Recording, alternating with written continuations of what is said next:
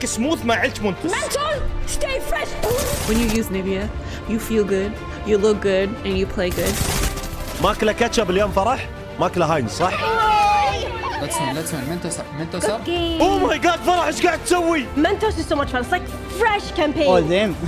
ما أزعل when Nivea is by my Because side. it keeps my breath fresh. منتوس Pronounce it, Mentos.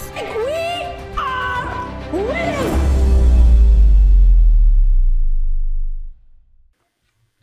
Welcome everyone to Campaign's 4th briefing event of the year. Time does fly when you're having fun. I'm Nadeem Qureshi, the publisher of Campaign Middle East. Nice to see everyone again in good numbers. Thank you for attending and supporting us. Before I hand over the baton to Campaign's editor and moderate and marathon runner Justin, who will run you through today's events, I wanted to quickly brief everyone on the upcoming opportunities and the latest developments at Campaign Middle East. Last week, we have opened entries for Campaign's Agency of the Year Awards. As you're aware, our Agency of the Year Awards focuses on the agency business success, that is year-on-year growth, financial achievements, agency culture, diversity, and the people and teams driving this forward. We are in our second year, with our inaugural last year being a tremendous success, and we look forward to receiving many more entries this year to showcase the success and strength the agencies have in this region. The awards would be held in December, and we have an early bird discount available right now till 2nd of August. And the entries close on 15th September. So agencies, please get your entries in right away. As we all know, time flies by in the blink of an eye. We also look forward to your regular contributions in Campaign's upcoming special editions, like our annual directories, such as the PR and Events Agency Guide in August, our Production House Guide in September, our Out-of-Home Suppliers Guide in October. And we've also launched this year's Campaign's Job Online section, where you can post and search for the latest job opportunities and also get career advice from industry experts. We would have all these details and a lot more of our latest developments on our website, social media platforms, and weekly newsletters. So please don't forget to subscribe and follow us in order to get our latest news and updates on all our future events and podcasts and upcoming directories and all the print and digital issues. I would like to thank our partners for today's event. Let me start by introducing Division, the region's premier gaming marketplace that enables brands to connect with gamers and deploy content collaborations at scale. Since their remarkable launch last year, they have garnered an impressive following of over 860 gamers spanning across 48 countries with an incredible audience exceeding 20 million people. DMS is proudly representing Division since March 2023. Our next partner, Pixis, is pioneering AI for marketers, agencies, and creative professionals, cutting through the clutter of data and allowing brands to go to market at incredible speed. Coca-Cola, DHL, HelloFresh, amongst others, are leveraging Pixis to optimize their decision-making, experiencing faster, smarter marketing with AI. They're also giving away a PlayStation 5 today to a lucky winner. So please scan the codes kept on your tables, answer one question correctly, get into the draw, and then you need to be here at the end of the event when they will announce the winner. So please make sure to stay back. It's only 2 hours from now, and we will announce the winners on the stage. And that's the PlayStation right there. Right, our next event will be in September on the new marketing, which will include topics like performance marketing, behavioral targeting, measurement. So please feel free to reach out to me or Justin with suggestions on key topics that we'd like to see covered in that event. One last point, I would like to ask everyone to send us your feedback on the content that you hear today. You can see the agenda papers on your table. Please scan the survey QR code and give us your valuable feedback on every session so that we can work with our partners for much stronger and relevant content. Right, that's about it from me. I will hand over the mic to Campaign's editor, Justin Harper, who will take today's events forward. I hope everyone has a nice summer, and I look forward to seeing you all at the next campaign briefing in September. Thank you, everyone, for attending, and feel free to reach out to me and my sales manager, Tarun Gagwani, for any partnership queries with Campaign Middle East. Thank you.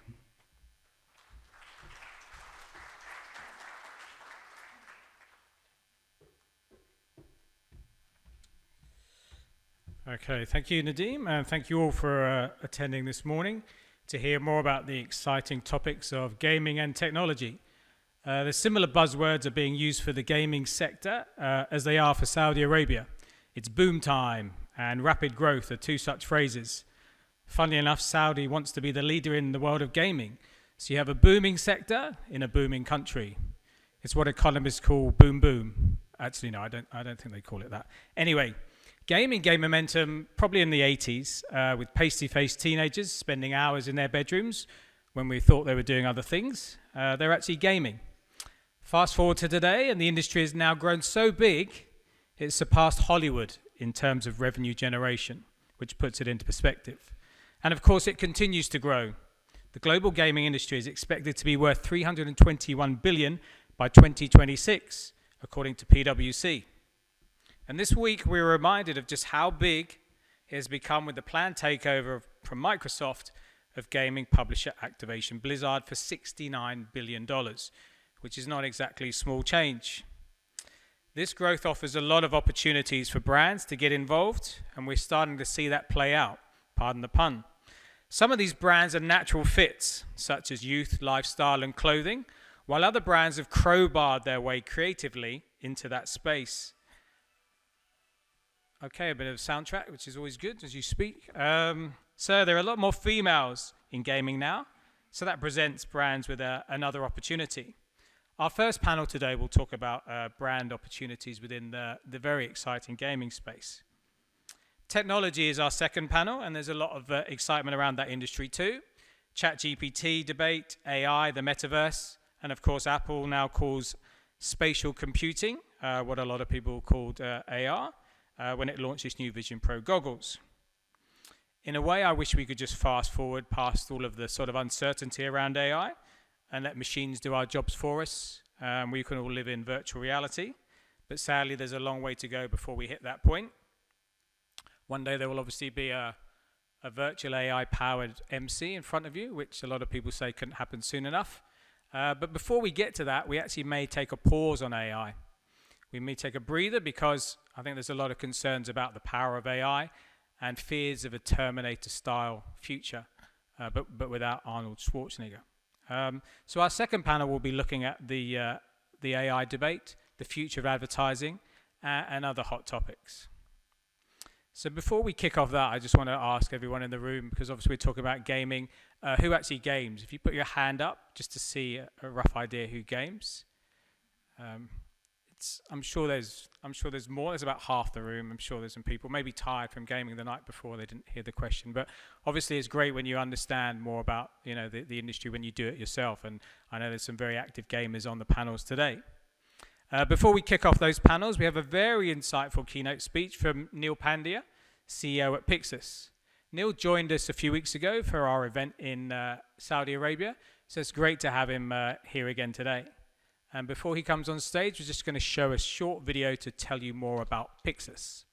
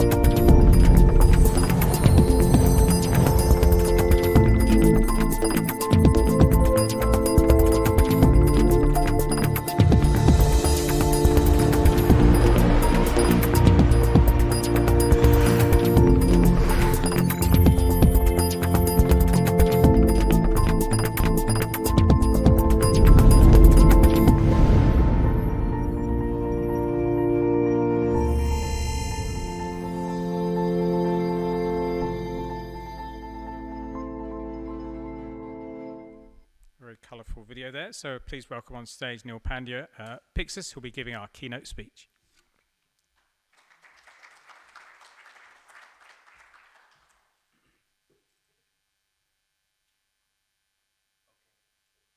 Can you hear me? Yeah. Yes, this is the fourth time I'm here on the stage, so if I'm here on the fifth time, you will consider me more from Campaign rather than Pixis, so I think I'll take a break from going forward from here. But thank you, everyone. I mean, Justin, you spoke a lot about AI, and I think there are a couple of panels which are going to talk about AI as well.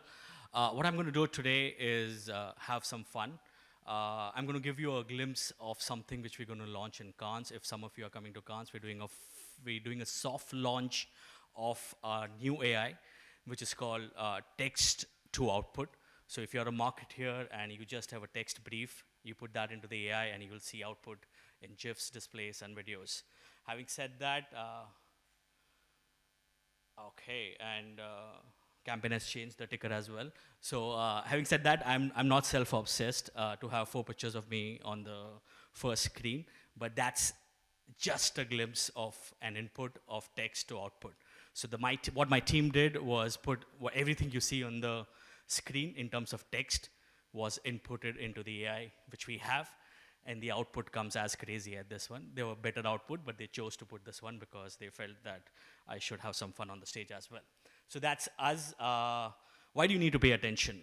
For next 10, 15 minutes, what I'm going to be speaking on the stage, it's really important that we are winning. You have a chance to win a PS5 as well. So if you don't like listening to me, definitely there's a chance to win a PS5. There's a barcode on your table.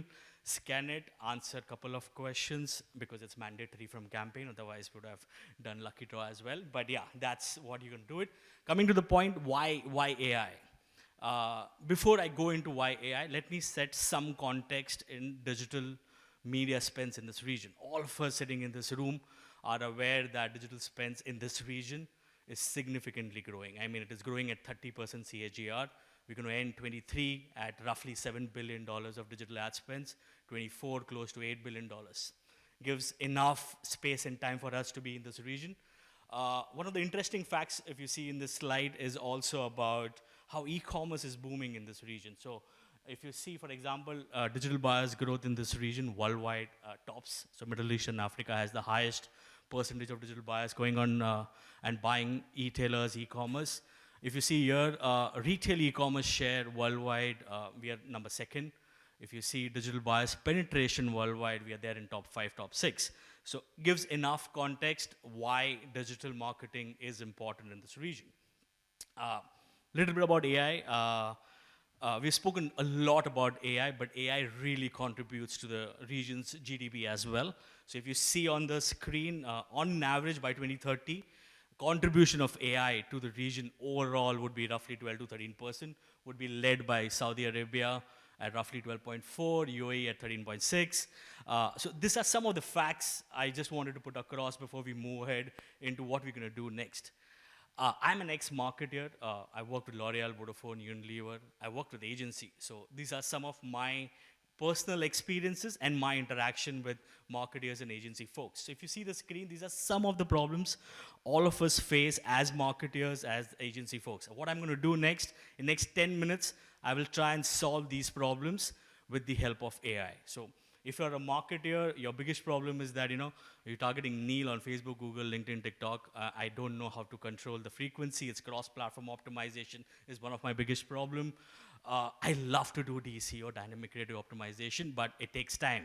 I need to bring the brand manager, creative agency. Everyone sits in one room, comes back with an output after 15 days in real time, but do I need to do that in real time? So that's another problem.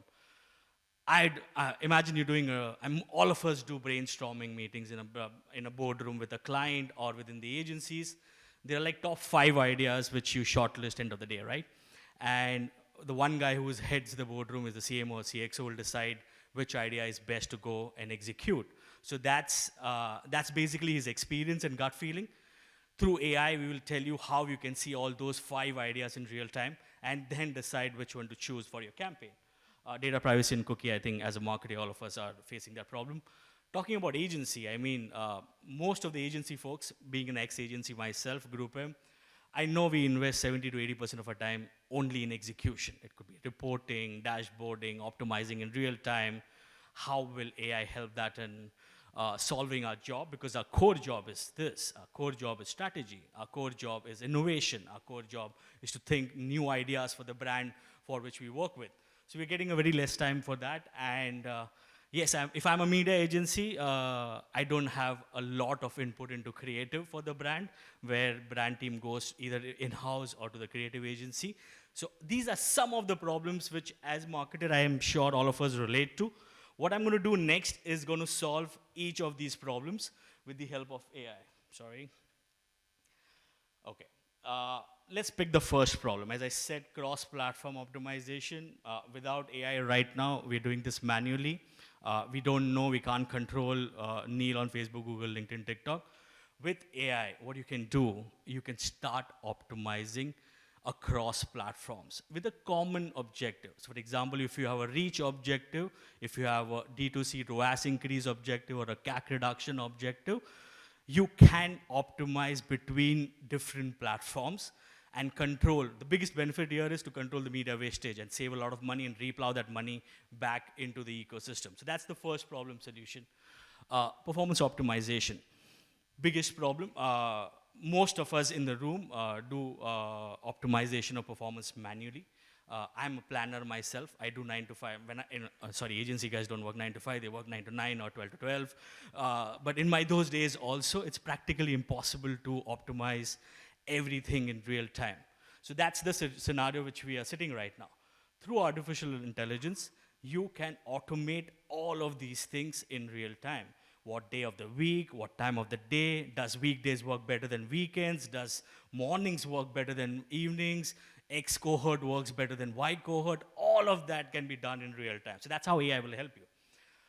Audience exploration, what most of us does, and I have done that most of the time rather than most of us in the room, until unless there is a red flag into my media plan, I don't change my media plan. Because end of the day, I go ahead with the same cohort, same segments for the same brand again and again and again. Imagine a situation, out of the 10 cohorts, 3 cohorts or the segments are actually not working for you. You're just wasting money spending behind that. So when you put artificial intelligence, it does 2 jobs basically. It first helps you to explore new cohorts and new segments. It also helps you to scale the cohorts or the segments which have worked maximum. So imagine you put your dollar behind the segment which is giving you better ROI, rather behind a segment which is not working.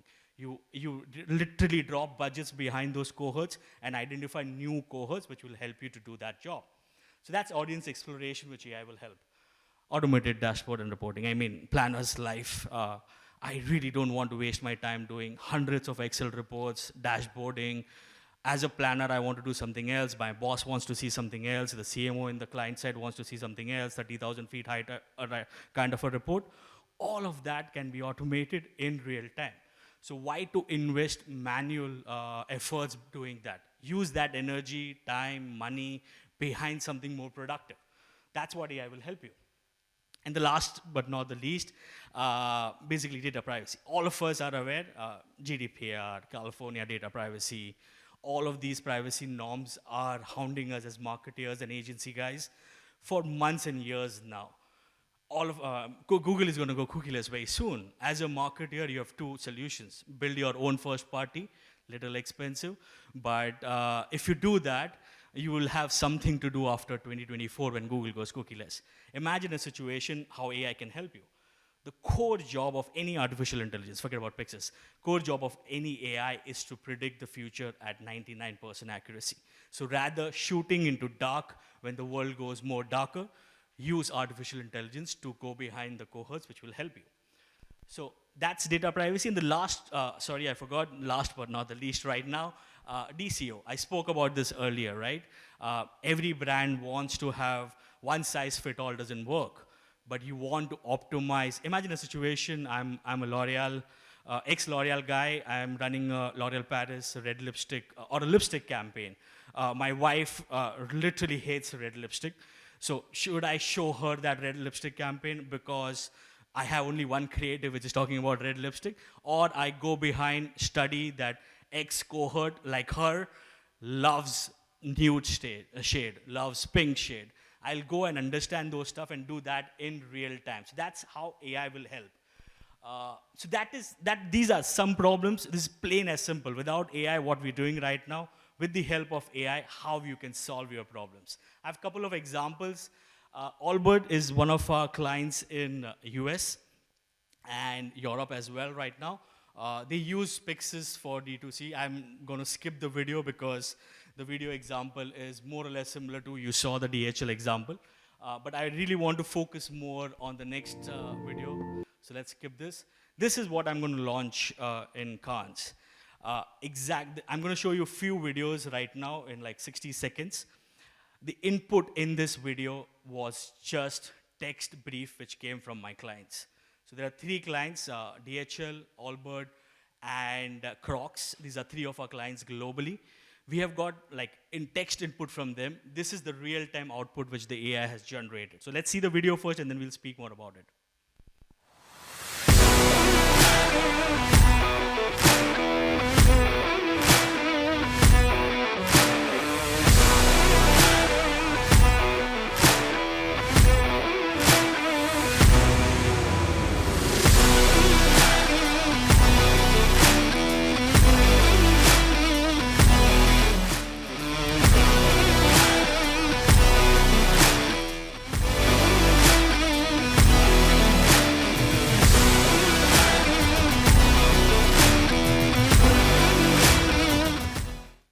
So there were 3 videos. I mean, the DHL input was DHL van in Finland and the DHL campaign brief, that's about it.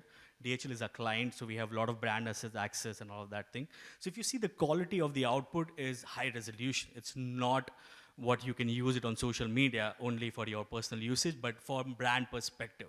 Whereas Allbird's shoe thing, they use us for e-commerce platforms. So they want, maybe on Amazon, maybe on a couple of other sites, they use that input in several adaptation on that one, and Crocs is a similar example. So that's what the future of AI is. I mean, the theme of the entire campaign breakfast is future is now. Artificial intelligence is no more the future, it has already been there, and this is new things which is happening in artificial intelligence. Having said that, as I've paid enough for Pixis to be standing on the stage, I have to talk a little bit about Pixis, sorry, but we are a 4-year-old organization headquartered in the US. I've recently moved my base to Dubai. These are some of the brands with which we work with, and interesting fact, I have a challenge for everyone in this room.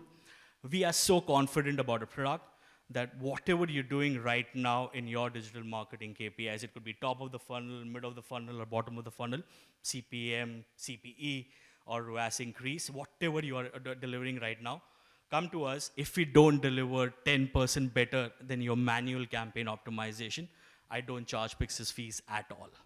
So that's the confidence level in which we deliver. We guarantee minimum 10% uplift on whatever KPIs you have been chasing right now. So that's Pixis. Apart from the ugly face on the stage, there are 3 beautiful faces in the room, which you'll see around. If you want to engage more, please meet them. And as we talk about a lot of efficiencies, I think I've finished my session 2 minutes earlier. Thank you so much, guys. If you have any questions, please reach out to us. We'll be there by the end of the entire session as well. Thank you so much.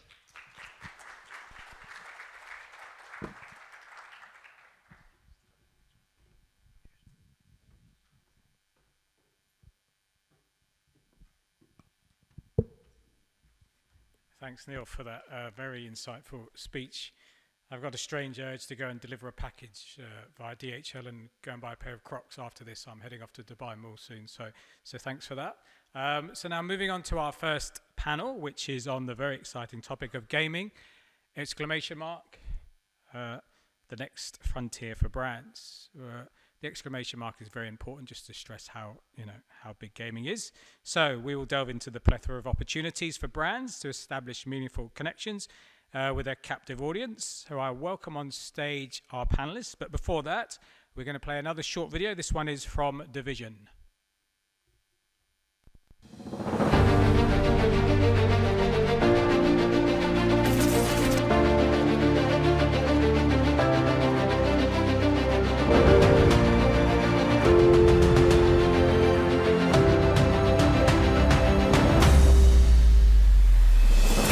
خليك سموث ما عليك منتص. Mental, stay fresh.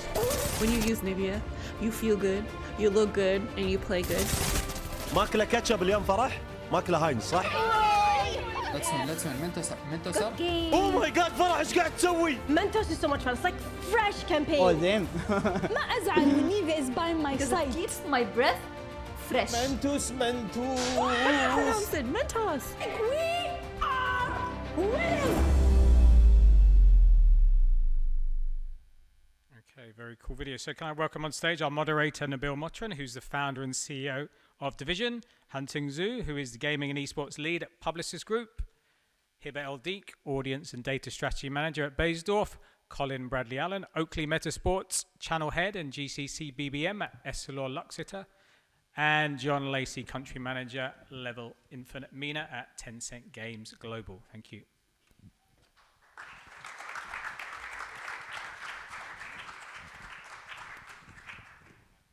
Good morning. Okay, just making sure that works.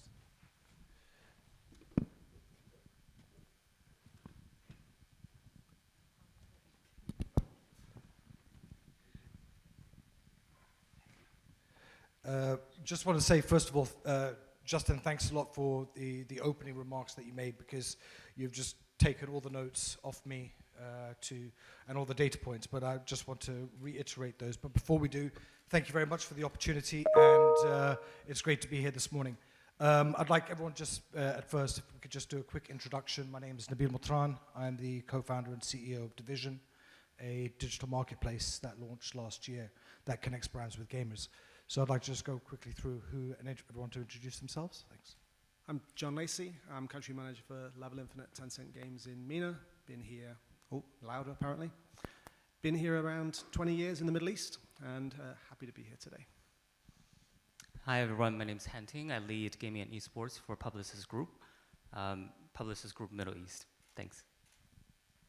Hi everyone, I'm Hiba. I work at Barsdorf. I'm the data and audience strategy manager, and I lead on our gaming activation. Hi, morning.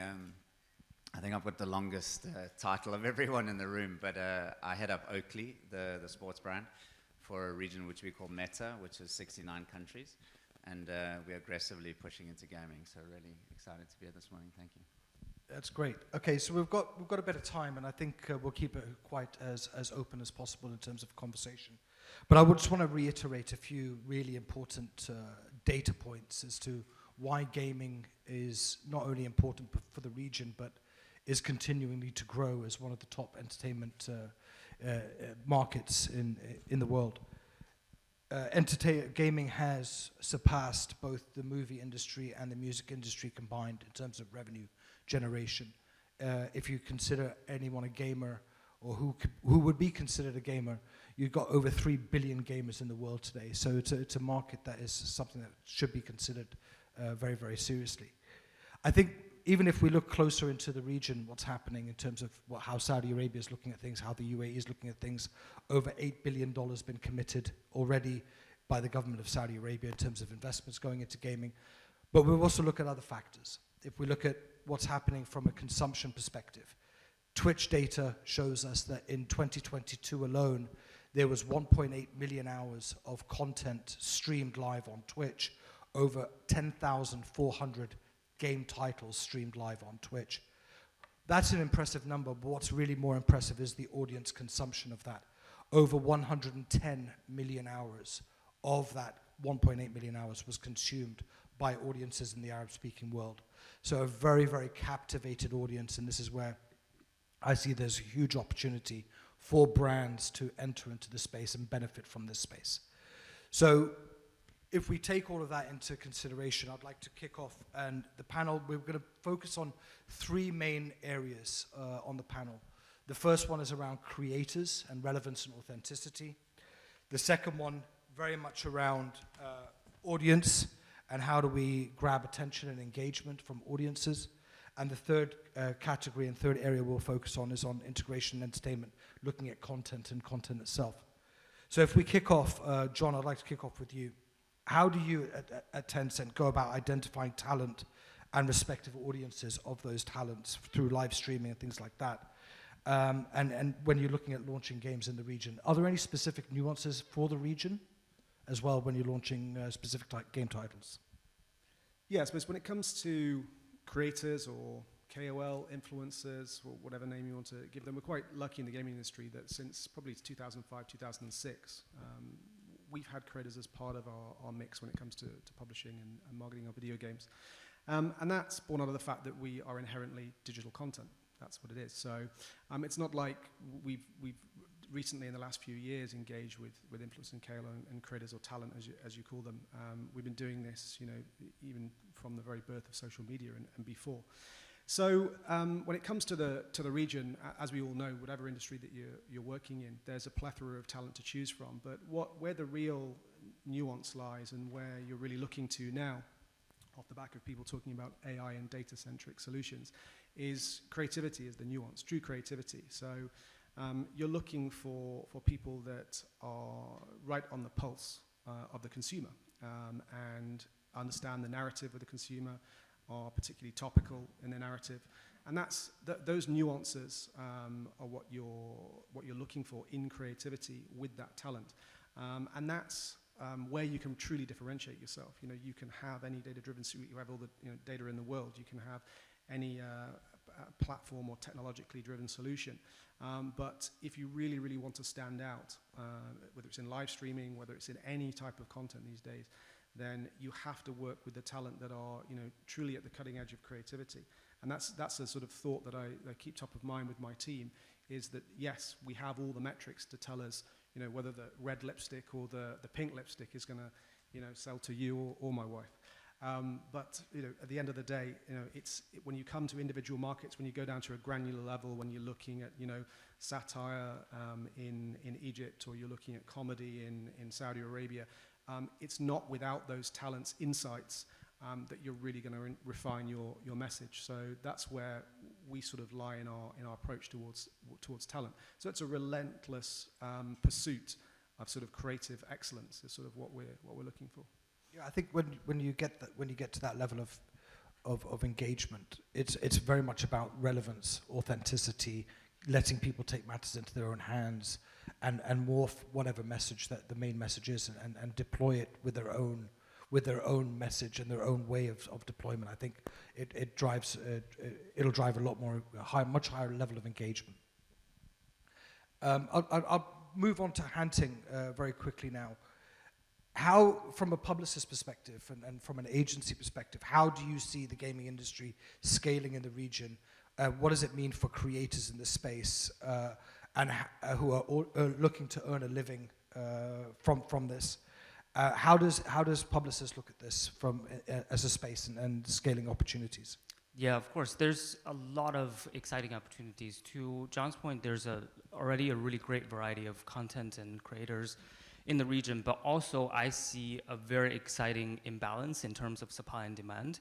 As we all know, the demand here is huge, and then the supply is on its way to meet the demand, but not there yet. Because sometimes we all forget that not only we play, we also watch, right? Sometimes because we need to, for knowledge, tips and tricks, because we're stuck at a game. Or sometimes it's just fun and easy entertainment, because at the end of the day, we are entertainment. So I'm really excited to see how, as time passes by, more and more people will get into the content creation industry to meet that, delicious demand of gamers. And there's definitely a lot of growth area for both creators themselves to make a career out of it, and also for brands and agencies like us to utilize that kind of opportunity. And also, kind of, because we're in early to mid stages of development, but what I already see is also a indicator to maturity, which is some of the bigger influencers start to have their own management company network. So they would kind of rally a group of influencers to become more efficiency operation when it comes to a business and a company. So that's another indicator that the supply is growing, the industry is maturing, and I'm very excited to see that. Do you see agencies spending more and more time and your clients asking more and more about what's happening in the gaming industry to see how they can devise their own strategies? Yeah, for sure. Like, I mean, obviously that's why we have this department, and you know, it's obviously a demand and topic that's been brewing for a long time, and in recent years, it's just the right time to kind of make it into something big. For us, we get requests and interests left to right every day. And for us, we handle a lot of multinational, regional, and also local brands, almost 200 brands in the region. So there's very, very exciting work coming up, a lot of very exciting kind of interest coming up as well. Because for us, we want to do gaming for the fun, but also to reach an objective for brands or solve a problem for brands. At the end of the day, it's a marketing, a way to market as well for us, right? So, right. I mean, I also see the same in terms of the diversity of categories that are interested in gaming. So, and I think jumping straight into that, Hiba, Girls Got Game, one of Nivea's gaming platforms, movements that was created a few years ago. How's that going? Could you tell everyone a little bit about what the Girls Got Game platform is, how it was created, how it's going, and why is that important for a brand like Nivea? Sure. So thank you for asking me about Girls Got Game. Whenever I get asked about it, I totally relate to parents when they get asked about their kids and they pick up their phone, start showing you all the pictures and videos. Well, we put it on the show reel, so yeah. And they can't stop talking about it. So Girls Got Game for me is the same. I've worked on it since it was just an insight. We've tested, we've learned, and now it's shaping up and getting ready for the 2.0 version of it. Talking about the platform, so the idea basically is, as everyone here knows and is saying, that the gaming is growing.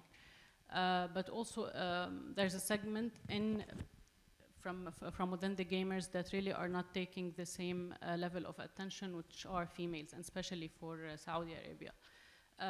They are almost 50% of gamers in KSA, but at the same time, they don't have the same opportunities. So our role for Girls Got Game is to actually support them, overcome these challenges, and show that their skills are actually bigger than just the problems they are facing. So this is in terms of Girls Got Game. It's going well and ready to take new heights. How important is gaming when it comes to an organization like Beiersdorf? Do you see that over the last few years with the success on the back of Girls Got Game? Is there more and more attention being spent on that? And I know you said there's a 2.0 version. Do you see within the organization more and more discussions happening around that? So to be honest, the way it started, it was more like, let's try. Let's see how it works. Let's see the engagement. Let's see if it works for our brand, especially that we are a skincare brand. We're not related to gaming in any way, in any direct way. But at the same time, it's an audience that most probably we're not tapping into in our usual brand campaigns. And this is because gamers usually tend to have different like media consumption. They do not watch the same kind of videos or content as other people. Their attention span goes high when it comes to gaming content, but when it's not, it won't be interesting for them. So why we tested it is because of the huge number of gamers, and why we're continuing with it, and why the company is now understanding more and more the value of it is the engagement that we got from the campaign, and the appetite for these gamers to see more and more kind of this content from a brand like Nivea. It's a very mass brand, so it's not alien to people, but at the same time, they didn't see it in gaming before. So seeing it, supporting these kind of initiatives, it's actually getting really well feedback from the community, and also within the organization, they are getting more and more why we're doing that. That's really interesting. I'm going to come back to that point in a minute, but I just want to move on now quickly to Colin, because there's a number of different ways organizations, brands can engage in the gaming space, all the way from in-game development and how PUBG has done things with McLaren in the past, all the way through to actual product development and creating gaming products. From your perspective, Colin, how are brands building products and campaigns in the gaming space? What are the various areas that brands could consider when it comes to a gaming strategy? Yeah, I think it depends brand for brand. What we did with Oakley is we developed a performance piece. So as a performance sports brand, we looked at gamers as athletes. Our new campaign actually says play, full stop, it's real. And we took a very different approach to it. So we went to the Olympic Committee and we found out what we would need to do as a community to get Olympics recognizing gaming and put it in as a show sport. So for this year at the Asian Games in September, gaming will be one of the show sports, and we're campaigning getting gaming into the Olympics for 2028 in Los Angeles. I think brands need to look at it organically. I think they need to see how they can get involved with community. I think they need to be a part there and build the industry. I think gaming is very similar to surf and skate, which we play in as well, and it's a very unique type of community. And when brands come in with a checkbook and try and do a quick buck and throw a few quick wins in a PowerPoint presentation for everyone to high-five themselves in the boardroom, the community has quite a negative reaction to that. So we've gone in organically. We've launched gaming lenses, which are the first and probably only performance gaming lenses in the market at the moment. So that actually improves the playing capability of the athletes. And then we've also taken the campaign of the whole community to make it real. As an athlete myself, going back, and as a gamer myself, going back when people spoke of gamers as athletes, we were always a bit like, are they though? And I think, that perception has changed quite a lot. And I think you mentioned it earlier in the beginning where, gaming used to be done by sort of pasty teenagers in their bedroom in the dark. Although some of that's still very true. I think, they are taken seriously. They got personal trainers, they got dietitians, they got, sponsorship deals. And, Ninja signing with Adidas 2-3 years ago was one of the first sort of massive multi-million-dollar deals that were done. And I think brands all noticed that. And I think it's interesting to push into gaming because there's so many spider legs. And I think we love things with spider legs and different revenue streams. And, gamers are real people. They need cream, they need, they're going to eat something, they're going to drive something, they, need sunglasses and hoodies and shoes as much as anybody else when they leave their dungeons. So yeah, but I think brands need to understand that it's not a quick buck, it's not a quick return, it's a slow burn, and they need to invest in it, for a long period of time. Okay, I'm going to jump back now quickly to Hunting on that, because as you said, with Publicis, you're looking after over 200 brands in the region. How do you see your clients looking at the development and the engagement when it comes into gaming? Are they going into product development, or are they looking at just using it as a means to address and engage with an audience? Yeah, sure. I think, because for us, we have so many brands, every brand is different in terms of what the brand is and also what their appetite is. I think we have a very similar kind of philosophy as Colin said. It's a big ecosystem or spider legs. There's a lot of things to do, but obviously we want to stay authentic and true to the brand, and also to make sure that we are not, going too big or too small depending on where the brand is. For example, we've launched one of our flagship campaigns this past week with KitKat that we developed bespoke for them, kind of connecting the gaming world and also the brand in a very authentic way, because the brand is also all about taking a break, and we connected that with the gaming insight of kind of those stressful rage moments where you just want to throw your controller to the wall. And the campaign is called Don't Break Your Controller, or Don't Break Your Game, have a KitKat break, right? To leverage on that kind of lightheartedness of the brand, but also have a meaningful role for the brand to play in gamers' hearts. And then just so happened that KitKat is very ambitious in terms of gaming, so we really went full out in terms of event participation, content, streaming, merch as well. So, leveraging on this idea, we developed a controller protector so that, when you do have those moments, we're there to help you to kind of take a break from those stressful moments that every gamer encounters every day. So, you know, also it's something that we really kind of try to bring to life to that philosophy of full ecosystem. Gamer, to Colin's point, gamer lives a full life as well, right? They snack when they game, they, you know, have all these accessories, they watch things, they play things. We want to be there at every step of the way where the gamers are. Okay, all right. That's. I think that's. So that it's really very much about what the strategy is, and then how do you create the right sort of solutions. Hiba, going quickly back to you, and you talked about you know, the engagement that's happening in Saudi Arabia. How important is it when you're looking at talent that's going to be delivering your campaign messages when it comes to the Girls Got Game? What were your selection of criteria when you were looking at the various talent that you collaborated with? So first of all, be it gaming or any other campaign for your brand, this person you're selecting is going to talk on behalf of your brand. He's going to connect with your audience on your behalf. So you want to make sure that he actually mirror your values and as a fit with your brand.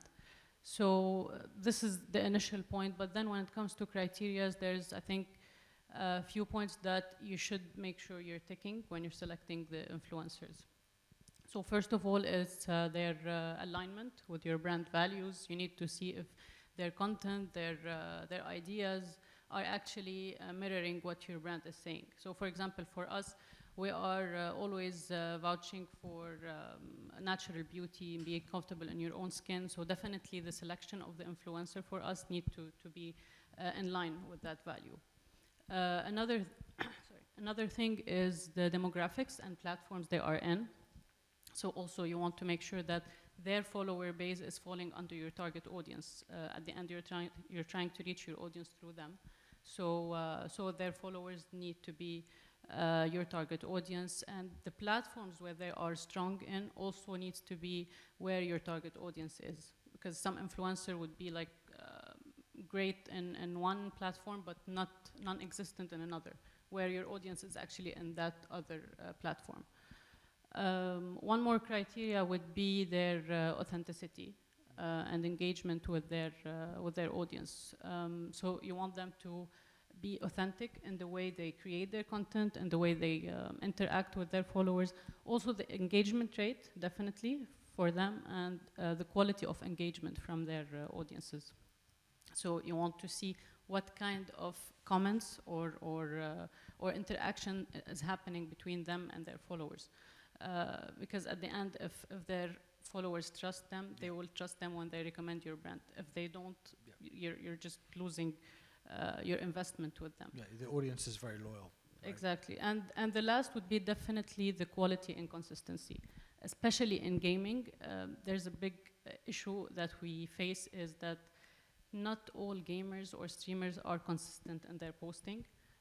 Or reliable in their timing to show up to the shoot or so on. So these are the kinds of, so gamers are fun, but at the same time they have this issue when it comes to being on time or following a strict schedule.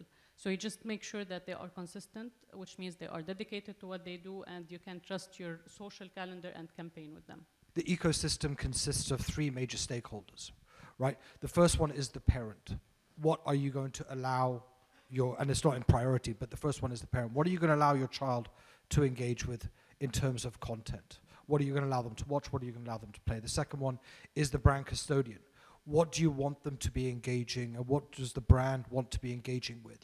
We get clients coming to us all the time saying, we want to engage with the audience of gamers through live streaming and deploying brand messages through live streaming, but we don't want gamers that are playing X game or Y game. We want only gamers that are playing FIFA because we know that's the sort of association we'd like to have.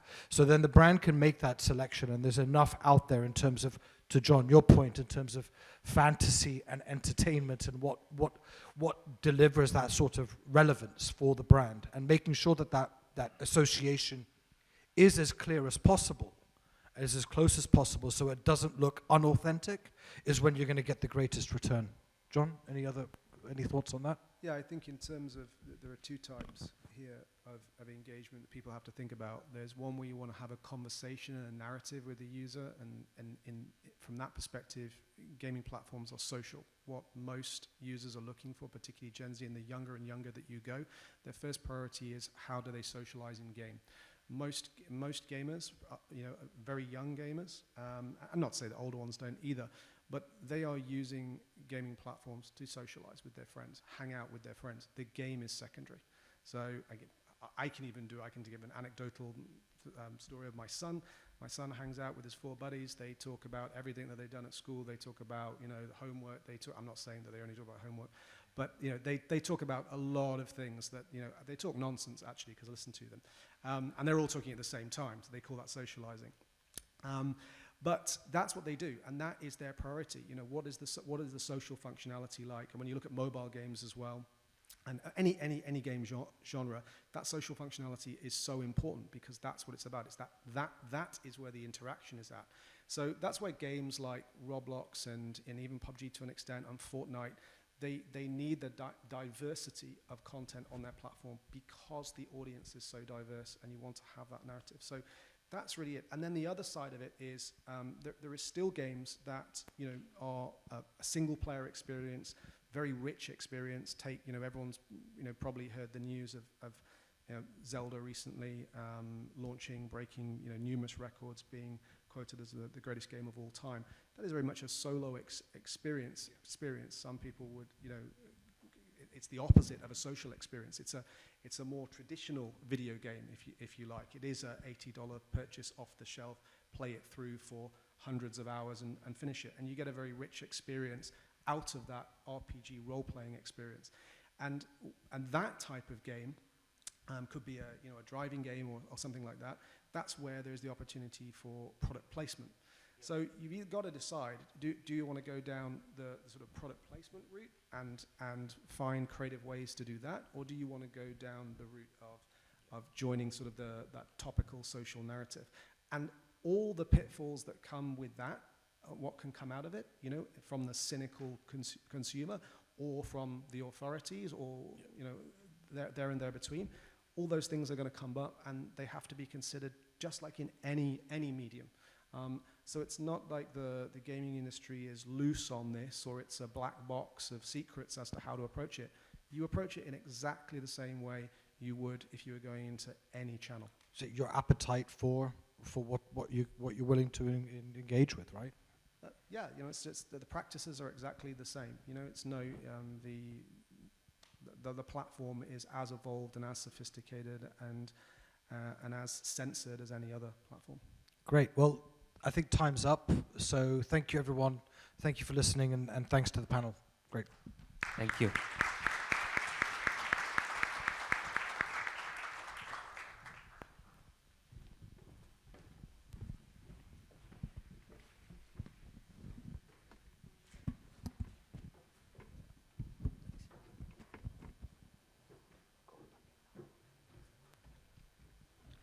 Okay, that was a very interesting panel discussion, which at the end talked about that very relevant subject of brand safety and brand suitability. So moving on to our next panel, which is on the broader topic of the future of advertising, where we'll be taking a look at how technology is changing the way brands advertise online and offline. So I will be moderating that panel. I'd like to welcome on stage our panelists, Mai Sheblek, Tarek Jessa, Beverly De Cruz, and Klaus Kajecki, please.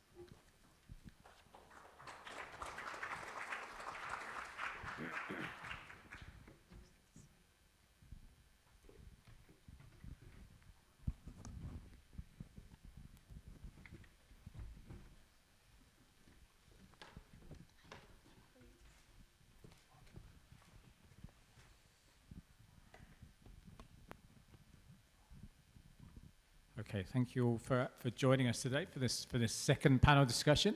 If I could just ask you one by one just to give a brief introduction about yourselves, and obviously we talked about gaming, so if you could tell us if you actually game and what your favorite game is, if you could confess. Klaus. Yeah, so Klaus Kajecki, founder of Yalla Esports, and I definitely game. Did you ask what's the favorite game or? Yeah, your favorite game. There might not be one. There might be more than one.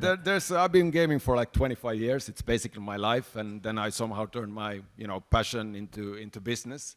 But I play card games, so I'm actually rank 1 Magic the Gathering player in the region. Or that was a couple of years. It's hard to keep it like on every year. And also Counter-Strike is where I come from, a shooting game. But yeah, and Yalla Esports is basically a boutique marketing agency focusing on gaming. So it's passionate gamers like me, and then I somehow managed to, for example, convince Tina from XBBDO to come and teach me how to run an agency. So now we have a kind of combo trying to get brands on gaming, and tech is obviously also in the center of gaming. So that's me. Okay, great answer. Mike? My name is May, and I work for Emirates MBD. I've been working for Emirates MBD for the past 14 years. I live in Dubai. I'm born in Dubai. I'm not a gamer. It's not my language, and I'm not trying to game. So I'm Tariq Jasser. I'm the co-founder and head of marketing at Myco. Myco, we are a Web3 video streaming platform. Gaming is, I'm like Klaus, been playing since a very long time, and I still play the same games. So Warcraft, Age of Empires, these kind of games. Awesome. Hi, I'm Beverly. I am the general manager for Pizza Hut. I have been with Pizza Hut for about 17 years, and I hope all of you eat pizza and eat Pizza Hut. And if you don't, then maybe by the end of this meeting you will. My kids would laugh if I said I was a gamer, but I do play Super Mario Party. I just learned how to play that. And I'm not very good at it. I'm still practicing, but my children would laugh. They basically say, Mom, you need a tutor to learn how to do gaming. So Klaus, if there is a tutor to teach adults how to do gaming, we're up for it. Excellent, thank you. And just a segue for that, we've got that PS5 as well, which you can win. So if you just scan the code, you could win that. I obviously asked that question. I thought I'd better answer it myself. So I don't game, but I feel like I do because I've got 2 teenage sons. I know I don't look it. I know you're thinking he's so young. How can you have 2 teenage sons? I do, and they play Fortnite. So they spend a good hour or so shooting the shit out of each other in their bedrooms. And the interesting thing about the brand safety thing is, so they do all that. They shoot each other, they get killed, and then they come downstairs. And my son, he was offered a scholarship to a US university to play what they call soccer, but we call it football. And then he said, I'm not interested in going because Americans all have guns and they shoot each other all the time after spending like 90 minutes shooting his brother. So yeah, I think sometimes, it is entertainment for them and they don't always realize quite, the violence of some of these games. Now, of course, gaming was the last panel. We will obviously touch on that subject, but it's more on the broader subject of the future of advertising, which is a pretty broad subject. I mean, in Campaign, we've got our monthly issue coming out next week, and it's looking at new marketing. And new marketing is quite a broad subject. So we're looking at podcasts. Podcasts are a form of new marketing. We're looking at programmatic advertising, as well, which is heavily driven. Influencers, is the platforms that influencers use is a form of, technology being used. So it's really, if I could ask you how you're using technology now in your marketing function in a way that you haven't before. Should we start with Beverly? Sure. I sat at the end, so you wouldn't start with me. Sure. So at Pizza Hut, obviously a large part of our business is about online ordering. And so we use technology to help make that space a lot more fun. So one of the things we do, as an example, is a deal bot. So what the deal bot will do is when you come to our site, instead of trying to find what the best deal is, it's like a concierge and it will find you the best deal. And no matter what you put in your basket, it will automatically calculate and give you a better offer. So we call that a deal bot, and that's using technology to be like a deal concierge, if you may think so. Because if you go to a call center, you'll say, what deals do you have? Well, if you're online, you can't really ask what deals do you have. So we have something called a deal bot that kind of does the science behind it for you. Feel free, mate. Yes, from Emirates MBD, we also have many technologies that we use. Some of it is actually embedded on our websites. So depending on your preference, your transactions that you actually, if you're logged into our secured platform, what content, what offers, what promotions will pop up for you. We do have a number of calculators that have, a series of technology in the back end running. Besides, the influencer management tools that we use to actually select influencers, do our due diligence, check, their legitimacy. We also have a lot of social media management platforms that we use, like Social Baker, Sprinkler, that helps us, publish. So there is a series of technologies that we use across all our owned channels.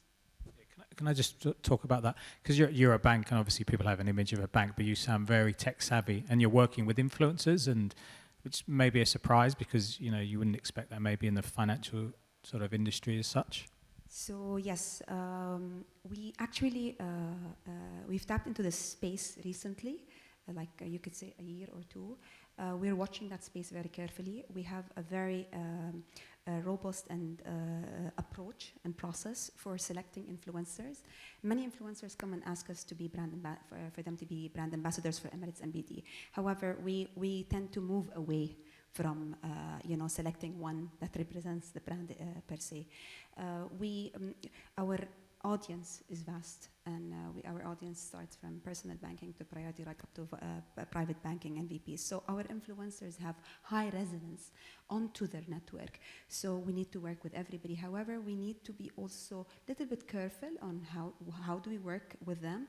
We actually empower them with giving them our products and let them speak about it from their own context and lifestyle, rather than us giving them a scripted dialogue and let them speak about it on their channels. Klaus, I could see you champing at the bit. Yeah. So obviously as Yalla Esports, we use gaming as the kind of art technology. But if you think about gaming, it is essentially just a combination of like art, entertainment, and technology. But for example, you can really bring brands into gaming from a more technology perspective. Everybody is now talking about, for example, metaverse. To me, metaverse is just a kind of glorified way of talking about gaming. World of Warcraft was the first metaverse for me 20 years ago. I didn't need to have goggles, and I was still completely immersed to the point that mom is, pulling the internet cable, like stop playing games and all this stuff. And that's a great place where brands can then go in there in a meaningful way and use it as a platform and technology. For example, for Zain, one of the telco clients, we did a metaverse experience. So inside a GTA, Grand Theft Auto server, we brought all the influencers into the server, and then we invited all their fans. But there was a little trick. To be able to talk and interact with your favorite influencers, you had to buy an in-game SIM card, which activated then technically your chat, which kind of made sense for the telco Zain to provide that kind of SIM card.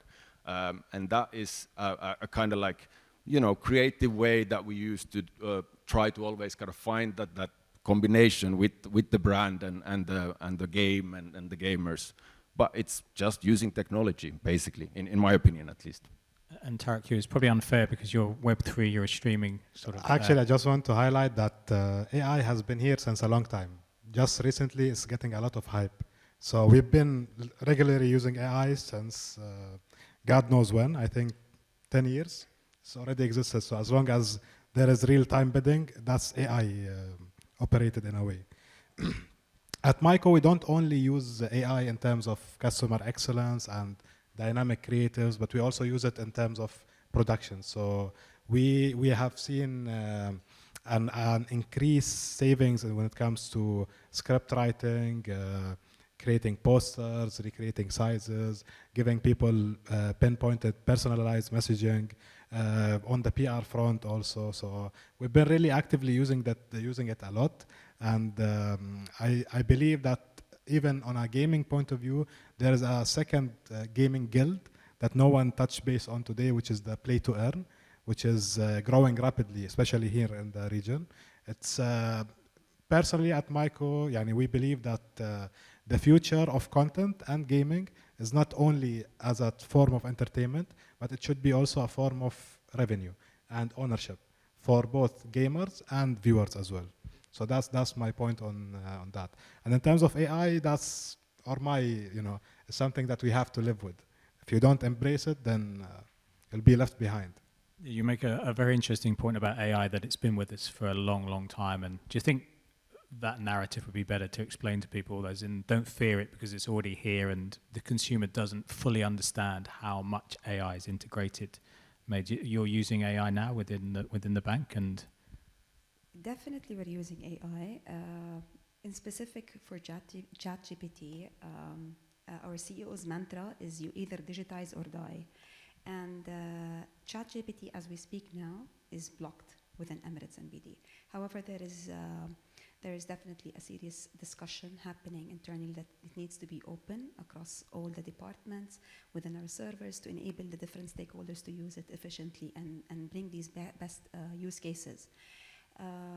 As we speak now, there is a hackathon happening for Emirates NBD employees per se. So we've selected and shortlisted a number of employees within Emirates NBD, and we've put them into teams. This hackathon happened over a 3-day. So we took them out. It was a 3-day out, and we've told them prompt the AI to and let it, propose best use cases within your respective areas. Today is the jury, wherein they will look at all these, cases that are suggested by the teams internally, and any winners will definitely will be awarded, and the IT and the management will enable the teams to actually, bring these use cases to life. did you say, sorry, that ChatGPT is banned within Emirates NBD at the moment? Yes, ChatGPT is banned. For what was it? Everything is we can, there's a lot of restrictions happening, due to our,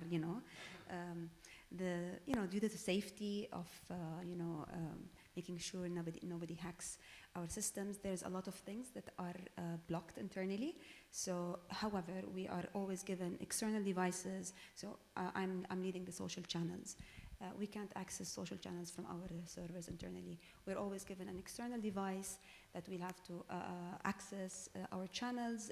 All these channels are managed internally through an internal team, in-house team. Even when we manage our digital, all our digital campaigns, the teams that access ad managers are all accessing all these platforms from separate computers and not from the platforms.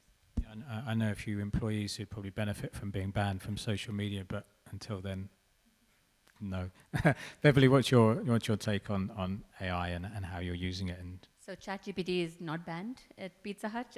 We use it for a whole range of things. You're lucky. Pardon? You're lucky. For now, until they do decide to ban it. We are a food brand, and we depend a lot on consumer trends. What are consumers eating? What flavors are relevant? How do we drive relevancy? And so ChatGPT is amazing from that perspective, trying to understand what trends are out there, what are consumers going after, both from a tech perspective, but even a food perspective. Very recently, my team used ChatGPT to name a pizza. We're about to launch something new, and we were like, what should we name it? You'd go ask an agency. Well, we asked ChatGPT, and it gave us some pretty cool names. So we're just having a lot of fun with it in terms of what we can do with it and where consumer trends are going to, which ordinarily you would have paid a lot of money for research. And I know I see my research agency sitting in front, so I'm like, sorry. But we can ask AI of how that's doing, and it gives you pretty quick results, and you can be a lot more agile as a marketeer. So that's a lot of fun. So AI, as Tariq said, it's been around for a long time. It was just maybe called machine learning for before. Like I just looked some old notes the other day, and I saw my notes from 2019 when I was like, there has to be an AI to predict, who is going to be the next top laner, rising superstar in the Middle East. And this is the basically using machine learning to kind of recognize patterns. Like all the previous top laners did these things. Like, did this guy do this or not? The good part on gaming is everything is digital. Like a player's movement, everything can be tracked. It's a keyboard strokes at the end of the day, and a machine learning mechanism can then compare the pro players' keyboard strokes with aspiring pro players, and then you can kind of find out, like, is he doing it or is he not? Also, why AI is now so much like, on the, like, everybody's talking about it. The only thing that changed, the technology didn't change. The user interface changed. Like finally, ChatGPT is something that everybody in this room knows how to use. The technology is old. It's just the way that now we can use it. Before it was like a MS-DOS, you needed to like do weird kind of prompt commands, and if you're not a techie or geek like me, you wouldn't bother. But now it's just, now ask Jeeves kind of thing, if everybody remembers Alta Vista before Google, right? Like Google was that ChatGPT moment of search engines. I tried to do my schoolwork with Alta Vista, and Google transformed my life back then. Yeah, ask Jeeves, it takes me back. Tarek, what's your take? Actually, I just wanted to give a case study of what we recently have done at Myco. So we released a series of content targeting Bangladesh as a market, and we actually use ChatGPT for market intelligence. So we use it to give us insights on the consumer habits in this market, which none of us have ever expanded into, and it really gave us 10x time saving and expanding and kickstarting our activities in that market. So just by giving you analysis of years and years and years of reports and studies. So yeah, and I pay premium for ChatGPT, so it's worth it, believe me. And Beverly, you mentioned pizza toppings, which is kind of making me hungry. But did you say that you generated a new pizza topping, and can you tell us, or it's still sort of under wraps? We haven't generated it yet, but we get consumer insights from it. Recently, a competitor did generate a recipe, and CNN grabbed it and put it all on TV. So it can be done. We haven't quite gotten our innovation ideas from there yet, but we use it for trends. So where are consumers heading to? But we haven't had a product recipe just from there just yet. But one of the other things we're using AI for is media, as an example. We spend a lot of money on media, and to drive efficiency and to increase our reach, I think AI is helping dramatically to kind of audience target and kind of make sure we're not wasting and being inefficient, and then being able to identify audiences that we can go after and increase our reach. And that's amazing. And I saw your presentation this morning, so I'm going to give you a call and talk about how we can be even more efficient in terms of how you use DCO. I mean, DCO has been pretty, not agile in the past. And as a brand where we do something every 8 weeks, we have to be very agile in terms of content. So AI is going to be amazing in that space, and I'm super excited about the opportunities that unfolds. We know that some of the big developers have talked about like a moratorium, taking a pause on AI, just we can all sort of work out where it's going, and we can obviously work out where it's going. What would you like it to do for you? What sort of things would you really want AI to be able to do to speed things up or have better insights into consumers? Which is open to anybody, really, that question.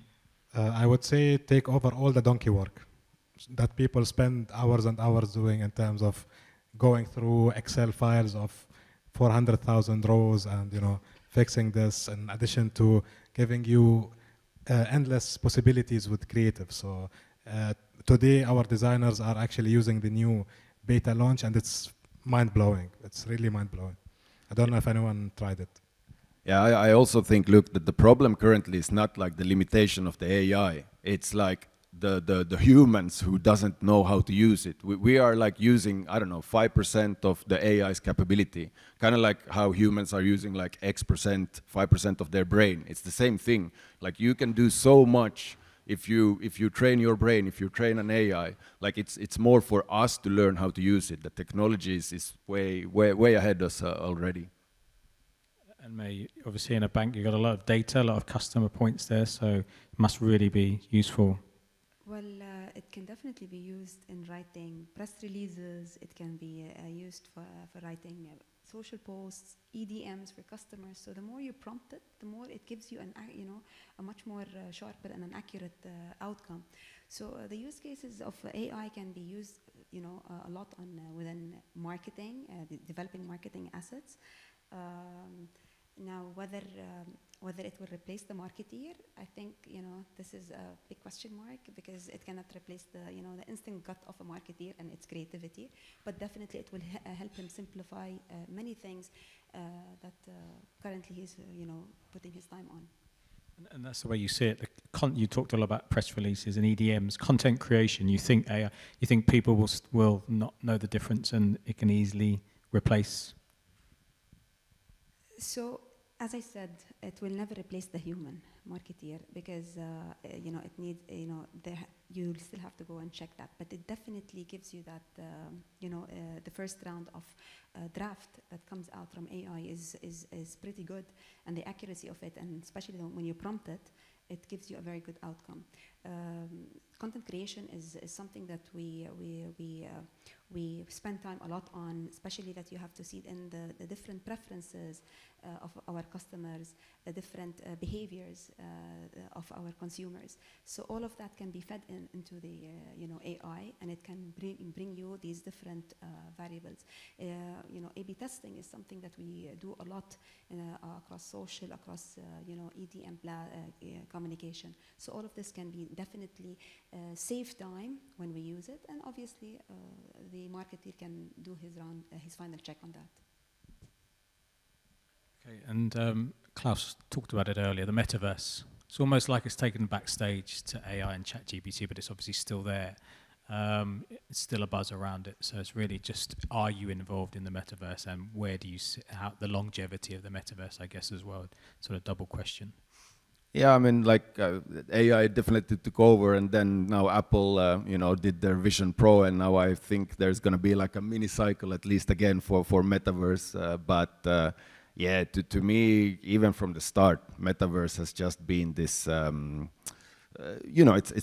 It's like a virtual reality or whatever, but it's like just a game. It's an environment where you go, and the problem is, I mean, let's just check. Like, how many in the audience have actually been in a metaverse? Like actually been inside? See, like very few. Minority, yeah. And how many of you wanted to go back after you kind of went in there? Like, did you go like, oh my God, I can't wait to go back? Not more than 15 minutes, I felt dizzy, and I had to go. Exactly. This is the problem. The metaverses currently, they are not enjoyable experiences. Like, just like a game needs to be fun, and you need to, like, you want to go back there. Like, I couldn't wait to get back to gaming, whatever my limitations were, whether they were set by mom or something else. And now metaverse is kind of like people go and try it, and then you're like, okay, yeah, cool. It still needs X amount of years to become better. So, look, it's if we remember how we digitalized music, and everybody was talking about MP3s, and then who remembers the term MP3 anymore? Like, yes, there will be digital worlds, and maybe we call them games, maybe we call them metaverse, maybe we just call them something else. But all these buzzwords usually fall off when a new technology comes. It's just a buzzword to put on pitch deck to raise millions and so on and so forth. So metaverse to me is just gaming glorified. So allow me to give the perspective of Emirates NBD within the metaverse. So in August 2022, Emirates NBD had its first campaign launched in the metaverse. This was in line with the Dubai metaverse strategy of actually positioning Dubai among the top 10 countries globally within the metaverse world, supporting 40,000 jobs in 2030, and adding up to $4 billion to the Dubai economy in 5 years. So this was our first launch in the metaverse a year back.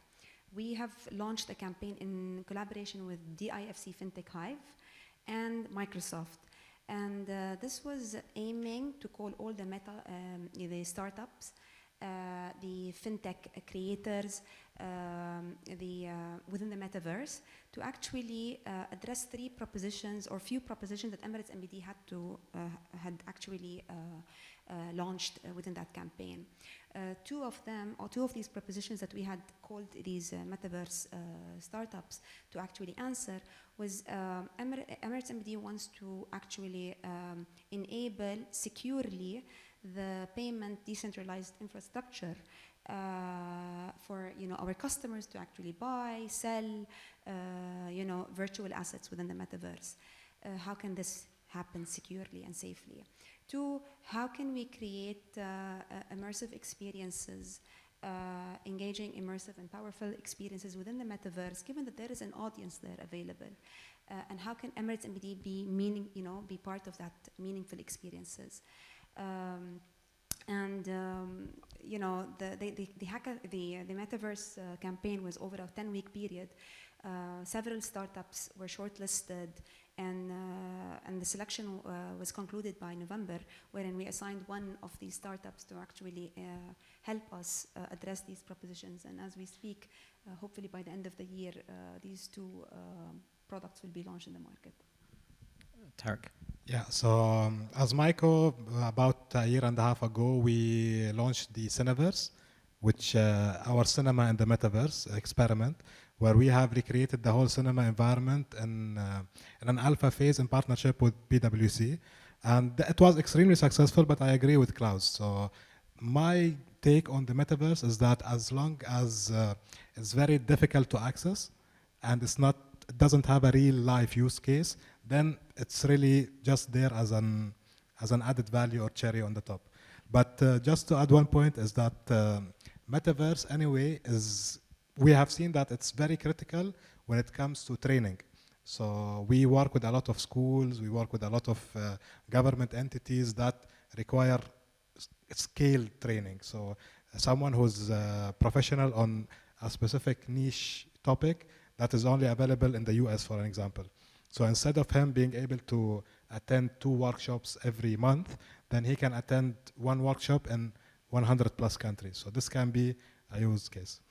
Allow me to add as well, sorry. Emirates MD is turning 60 years on Monday. So, and that is due to the legacy of the National Bank of Dubai, which was incepted in 1963. So we're carrying a series of celebrations kicking off from June up until December. And we have over 30,000 employees across several key markets like KSA, Egypt, UAE, and Turkey. And we wanted to carry these celebrations. Shall we do a physical staff party in separate and all of these key markets, or do we do a virtual party in the metaverse for all the employees? So these are things that are currently being discussed. Now, again, we need to address the pros and cons of the metaverse. Yeah, like we, for example, like to use Fortnite or Grand Theft Auto as like the metaverse. So then it's so much easier because the user base is already there. Everybody knows how to log in there. Obviously, it's like mainly gamers, but most people that at least the brands we work with want to target are those gamers. So instead of trying to get them to, download software, learning the controls, all that stuff, how to log in, whatever, you can use a game as your metaverse, as your platform. Something like, Fortnite is great. You can then, so we built, for example, a Burj Khalifa metaverse in Fortnite, which was displayed and played, and people entered at the Expo 2020. So, you don't always need to also create something new. You can kind of take an existing platform and it's just easier and even more cost efficient. Beverly, Pizza Hut and the metaverse. Before I go to Pizza Hut and the metaverse, I'll just go to metaverse as an example. And Klaus, I love what you said. It's always existed. We've given it a label now, and we've kind of confused the children. I went home and told my children the metaverse, and they're like, what's that? Like, they've always been in it anyway, and we've gone and given it a label. I think as marketeers, it's important to kind of go after the right audience.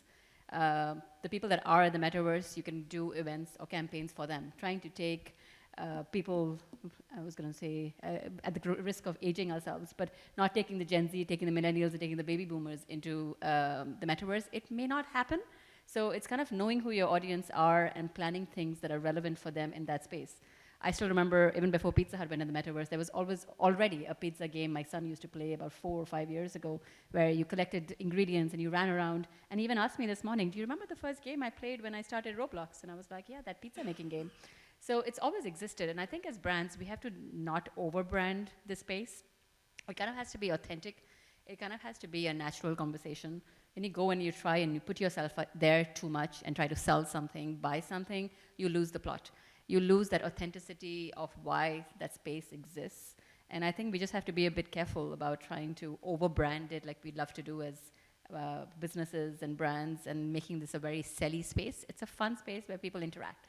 Let's leave it and let it be fun, and let's find organic ways to monetize it, which is what we all want to do as business people, but not in this artificial, overdone way that we do everything we do, like the outdoor on the street and everything else. Let's not make the metaverse another Sheikh Zayed with 20,000 outdoors, that I'm guilty of having Pizza Hut on it too.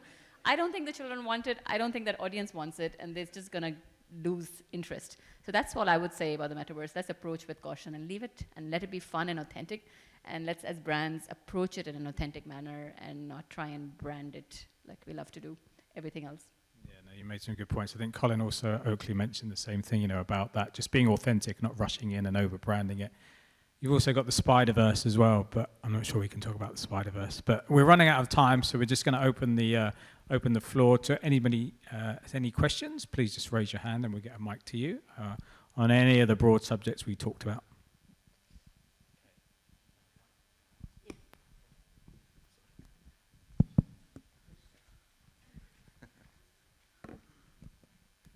It's me again, Bibi from Dansu.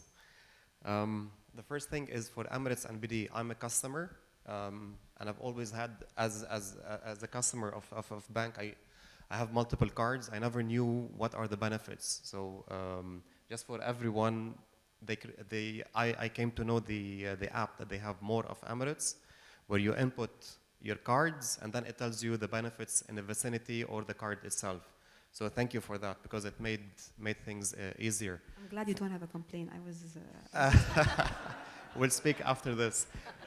On Klaus's input regarding World of Warcraft, I'm in my end 30s, and I grew as a gamer. And we're seeing as well, so the Red Alert is one of them, and the gaming cafes are becoming more of a place for people to join. And we're seeing as well dormant games that we grew up with, such as Street Fighter, Tekken, and Mortal Kombat. They're coming back. With Pizza Hut as well, they were one of the, so I don't have a question, it's just more of an input. So Pizza Hut is one of the brands that jumped on the bandwagon of esports, them and SEC in the region. Pizza Hut is our client. We don't handle the esports. What we're doing currently is with Beverly's team, with working on conceptualizing the gamification to engage customers by having a short playtime with simple games for an output. And this is, and the good thing is when we're approaching our client, other than the education, which on every concept or every new thing that is happening, we always say the same thing, oh, it's an educational, but the clients, they need to be taking it with an open mind and joining forces with agencies that are always getting things new to the client with that FOMO factor, the fear of missing out. So we're working on with Pizza Hut and other clients on the gamification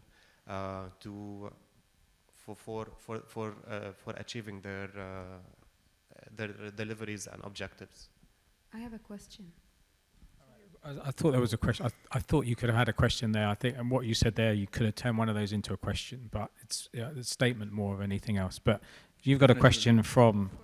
Oh, for me. Do you have any? We didn't talk about this, so let's call it a day, shall we? Do you have any plans to make the campaign breakfast briefing in the metaverse any soon? It's a good question actually, because we've just done a partnership with a media company actually on the metaverse. We own a number of titles. What's On, which is more of a fun brand. I'm not saying campaign's not fun, but What's On is more fun, and they're going to build a metaverse, and then they're going to start doing stuff within What's On. So it's on the radar, it's on the table, so to speak. So is there any other questions, complaints about Emirates NBD, Pizza Hut orders? Feel free to raise your hand and we'll get. Maybe I shouldn't have said that. I was only joking. No. Good morning. I'm Maria from Wi-Fi.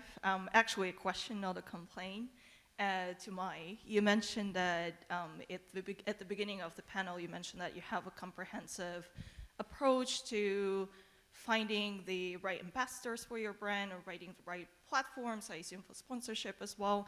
Can you tell more about what's the approach is, perhaps what the KPI is, and how do you go about like finding the right people to represent your brand? Can you just, I wasn't able to really understand the question.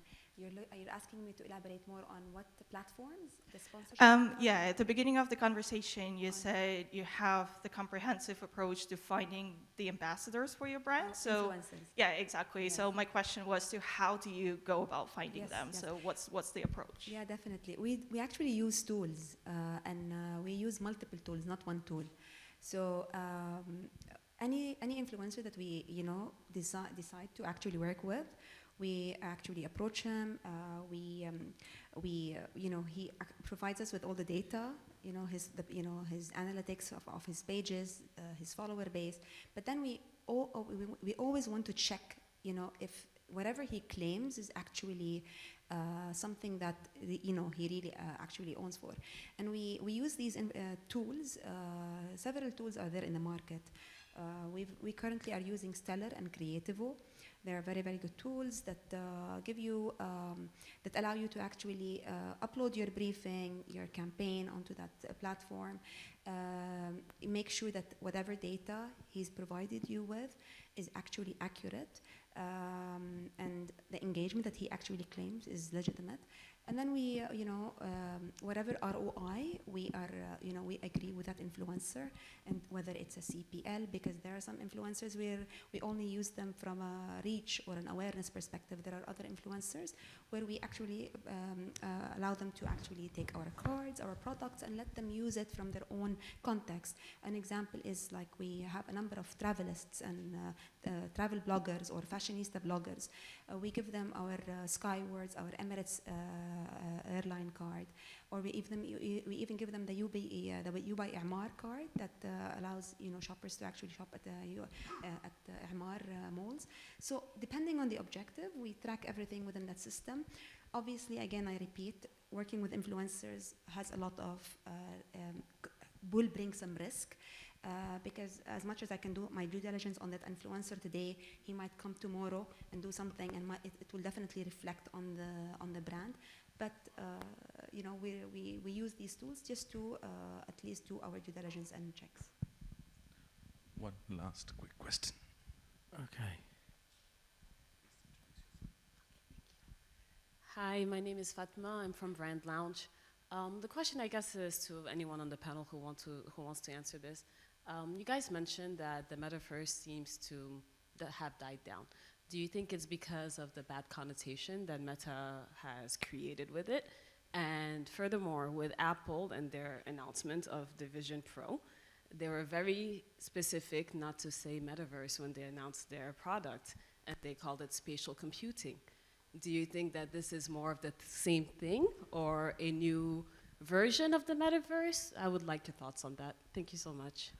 Look, I think just the problem is nobody's building the demand for the metaverse and the fun for the metaverse. Like you, just like how a game, like if people are not there playing the game, then what's the point of trying to, I don't know, sell lands or sell skins or whatever? Also, metaverses, they're not gonna probably be the same or stay around for 10 years. Like just like a game, it has a life cycle, unless you are a World of Warcraft or Counter-Strike who has been like 20 years or so. But like it's normal for a game to kind of have a life cycle, and then it's not anymore relevant. So if your business plan is to, I don't know, sell a land in a metaverse and I don't know, collect rent for 10 years, but you don't have any users there, and most likely it's not going to be relevant in 10 months. The whole kind of system is flawed, right? You need to be realistic of what you are, like create the demand before you try to sell something, maybe simply put. But definitely somebody will create the demand. I'm not saying that's not impossible, but I think we're kind of like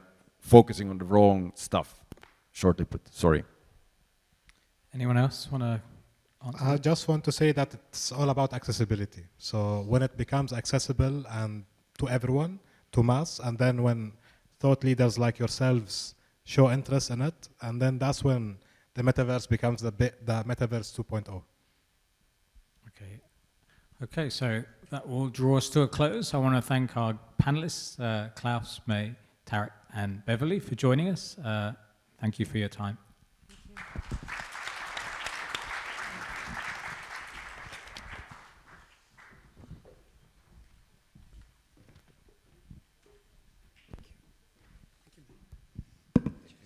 Okay, from moderator to MC. So yeah, closing remarks from me.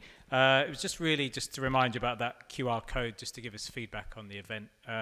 Survey would be really good, and also the PS5, which hopefully you scan the code and we can get Neil up on stage to give away that great gaming console. So if you'd like to come up on stage, Neil, and hopefully put us all out of our suspense. Oh, you want me to? Okay, I'm going to announce it. Oh, right. Okay, so I know that name. Hiba Eldik is the winner of the PS5. And it was...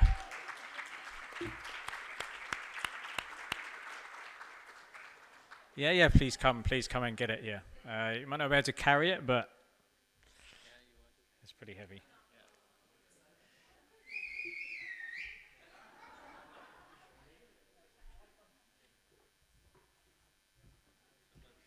I know you just want to move there. I think they just want you to stand.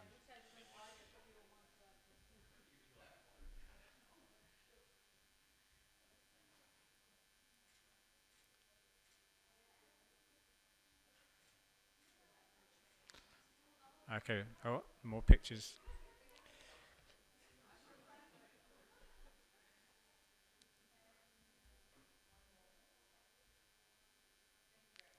Okay, brilliant. Thank you everyone for joining us, and have a great summer. We'll see you in September for another campaign breakfast briefing. Thank you.